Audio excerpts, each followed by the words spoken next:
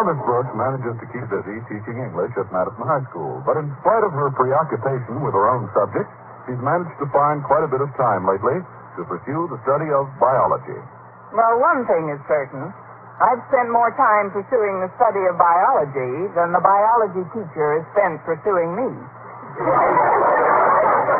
Anyway, I was pretty surprised last week when my landlady, Mrs. Davis, told me that Mr. Boynton had borrowed my copy of Rostand's Cyrano de Bergerac from our library.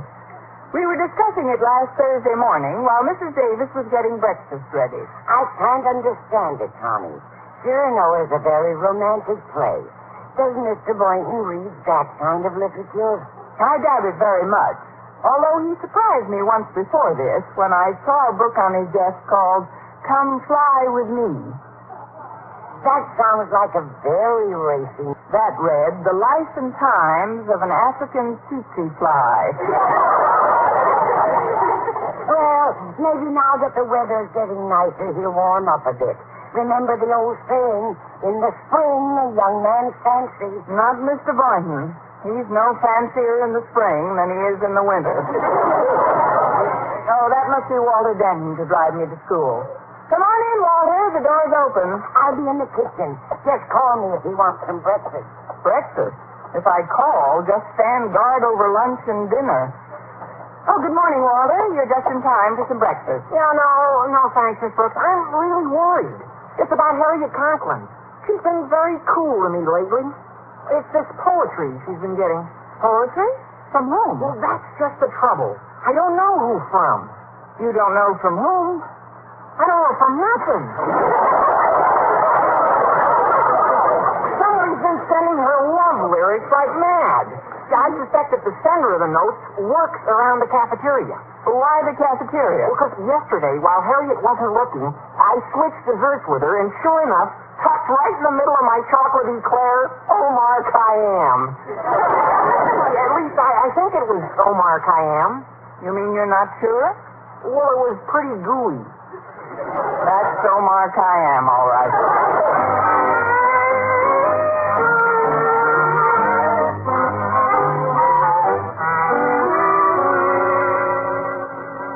And these are the main points of difference in the circulatory systems of cold and warm-blooded creatures. Well, that'll be all for today.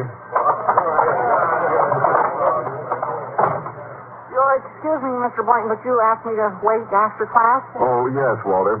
About that note you were scribbling while you should have been listening to my lecture on the North American tree toad. Hand it over. Oh, but Mr. Boynton, it's personal. I'm sorry, Walter. I've got to find out what it is that's so much more important to you than the North American tree toad. Oh, you're all right, Mr. Boynton, but you won't learn much from this. Now, let's see. Oh, it's a poem. 'Tis but for you that my heart does beat, and over it does repeat. As it says your name, it twists like a lariat, just because your name is Harriet. Well, Mr. Boynton, now you know it's Harriet Conklin that's more important to me than a North American tree toad. I didn't mean to embarrass you, Walter. I think our esteemed principal's daughter is a fine girl, and I'm quite fond of poetry myself. You, Mr. Boynton? Yes, me. There are things in my life besides toads, too. Really? What? One of my favorite bits of verse is quite similar to the one you've written. It goes, your name hangs in my heart like a bell's tongue, and evermore with love I tremble. And the bell swings, and then your name rings out, and everything you do lives in my heart. Well, Walter, what do you think of it? It's pretty mushy, if you ask me. Not at all, Walter. That's one of the loveliest passages in Rostand's Cyrano de Bergerac. You'd be surprised how efficacious those lines can be. I sure would. Here, I'll write it down for you.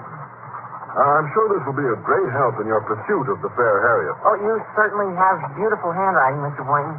Oh, gosh, Harriet practically swoons every time you write the questions on the blackboard. Well, that's very flattering, Walter. There you are. Oh, I sure appreciate this, Mr. Boynton. And, gosh, after all the trouble you've gone through already, I'd hate to ask you, but, well, if this works, will you be my best man?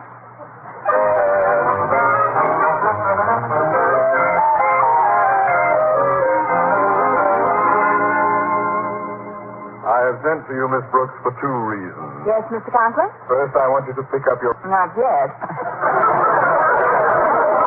well, here it is. I found it, Mr. Conklin. Well, good for you.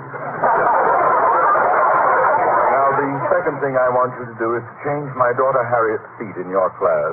Oh, why, sir? What's wrong with her present location? She's right across the aisle from a case of walking arrested development called Walter Denton.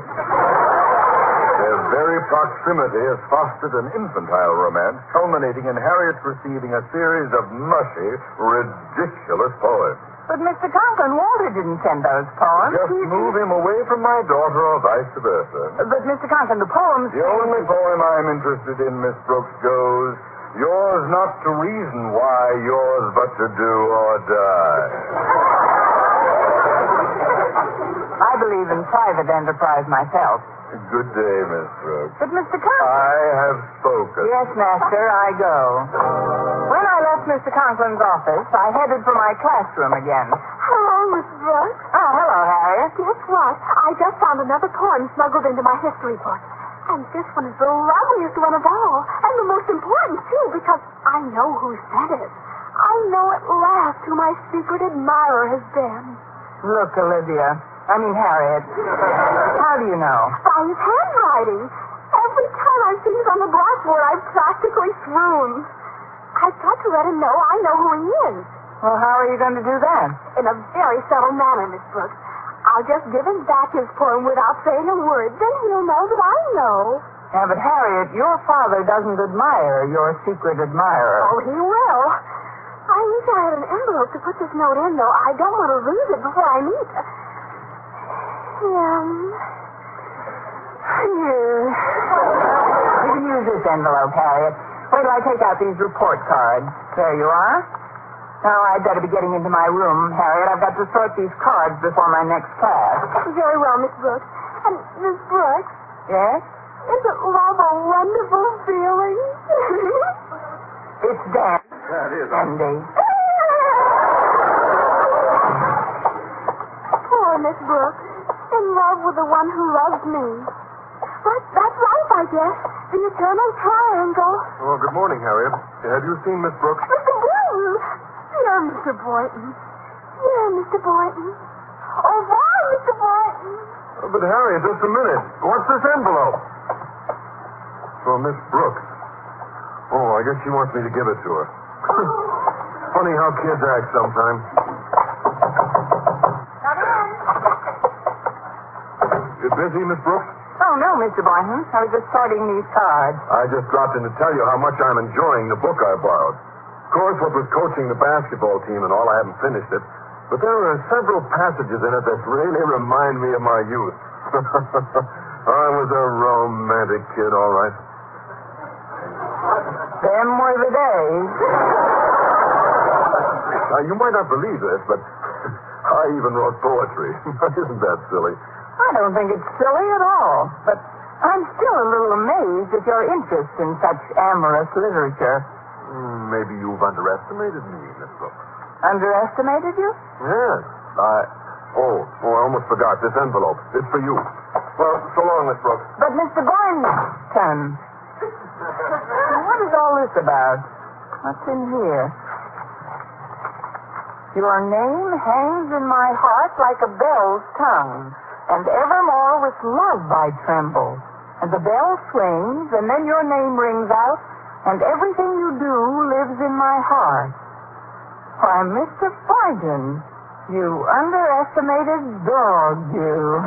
Well, lunch period finally arrived, and I hurried into the cafeteria just as Mr. Boynton got there. This, of course, was pure coincidence. The same pure coincidence which has occurred in his threat to boycott this cafeteria last week seems to have done some good, doesn't it, Mr. Boynton? Yes, indeed. They've even put flower pots around on the windowsills. I've just ordered some for my biology lab.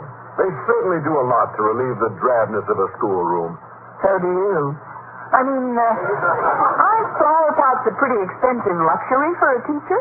Oh, they don't cost anything at all, Miss Brooks. Mr. Conklin gets them through the school nursery.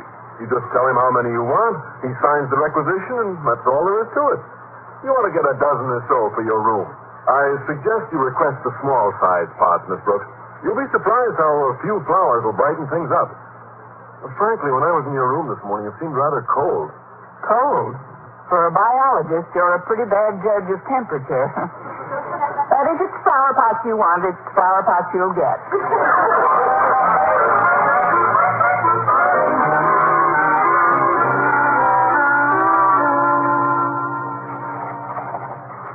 And so I would like a dozen small flower pots for my windowsills.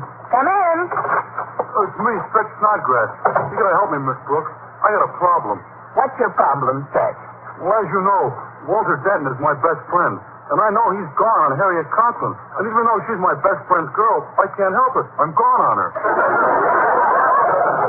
Even Mr. Boynton has noticed how it's affecting me. Well, why don't you tell Harriet how you feel about her? I'm sure Mr. Conklin would welcome the change. Well, I don't want to go with Mr. Conklin. Hey, you see, Miss Brooks, for quite a while now, I've been smuggling little notes to her every day without signing them. Oh, so you're the one. What one? The one who's been slipping Omar Khayyam into Harriet Declares. Yeah, that's right. I lost a book somewhere, so I had to make up today's poem myself. That's why I came to you, Miss Brooks. I want you to hear it and tell me if it's okay. All right, Stretch, go ahead. To Harriet. Oh, I love the dear silver that ain't in your hair. And the brow that ain't furrowed or wrinkled with care. I kiss the dear fingers, not toil-worn for me. Oh, I love you, dear Harriet. Well, what's the next line? Oh, I couldn't think of another original one, so I just put down Mother McCree.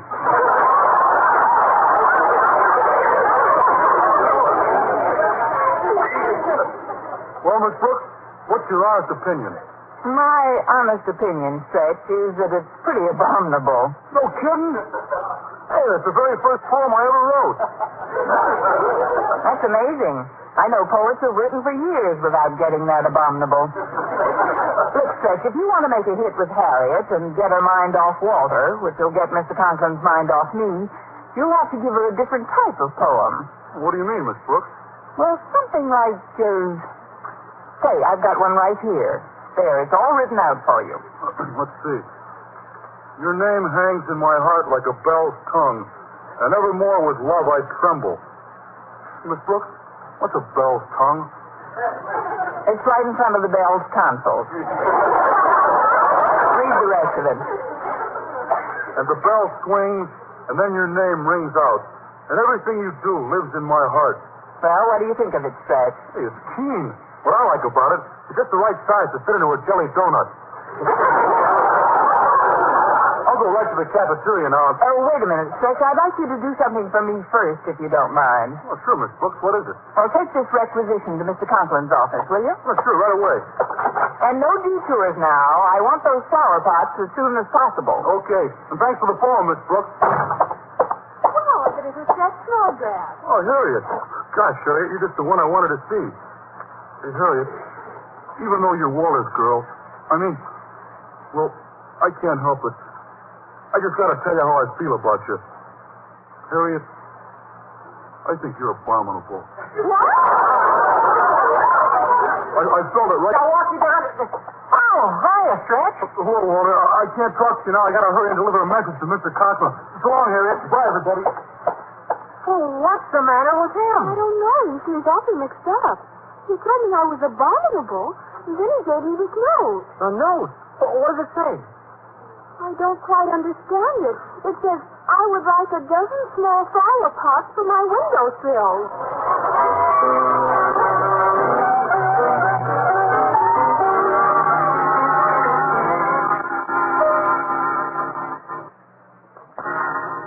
Ask Miss Brooks to step into my office immediately, please. Now then, Stretch, you're positive Miss Brooks told you to give this note to me? Yes, Mr. Conklin. I see. That will be all, Stretch. Thank you. Yes, sir. Bye, Mr. Conklin. Your name hangs in my heart like a bell's tongue. And evermore with love I tremble. Now really.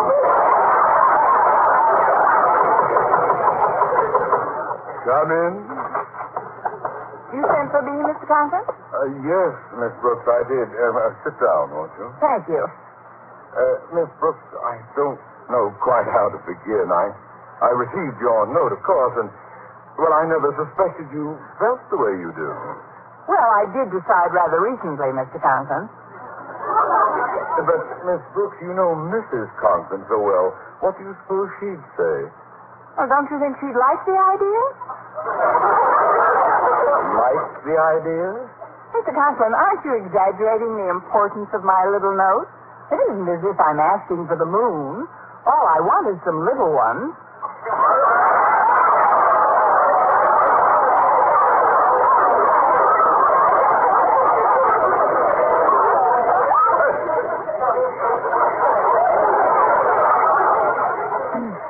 Little one?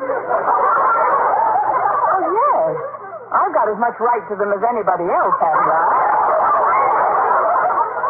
But Miss Brooks... If a dozen is too many, I'll settle for 6. And if you don't mind, I'd like to have them by the end of the day.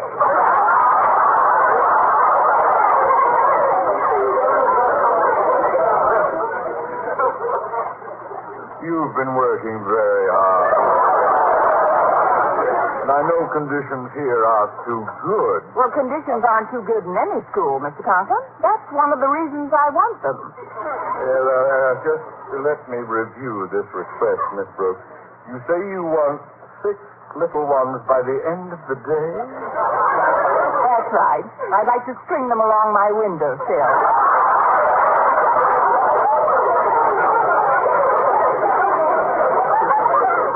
String them along your windowsill?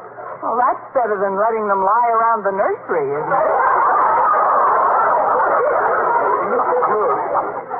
What are you talking about? Flower pots. I want you to sign the requisition for me. Requisition? But I didn't get any requisition. Here's what Snodgrass brought me. Your name hangs in my heart like a bell's tongue. Excuse me, Daddy, but there's been a terrible mistake. What are you talking about, Harriet? And why aren't you in class, Benton? Well, it was Church's mistake, Mr. Conklin. I guess I got excited. Pardon me, but the door was open, Mr. Conklin, and Mr. Boynton, what is this, a convention? I heard you were called up on the carpet, Miss Brooks, so I thought I'd come by and see if there's anything I can do. Oh, that's very sweet of you, Mr. Boynton. It's about the poem. What is going on here? What's all this poem nonsense anyway? Don't you see, Daddy? Stretch gave you the poem he was planning to give me by mistake. Yeah, but he wasn't the only one that gave Harriet a poem. I did, too. I put one in her history book. What? I've had about enough of this. Clear out of my office, all of you. Stretch, here, take this. This poem with Harriet gave it to me. Here. Walter gave it to me. Here. Mr. Boynton gave it to me. Here. Thank you, Walter. Oh, that was fun. Let's go around again. And the first one that misses gets a date with Bridie Murphy.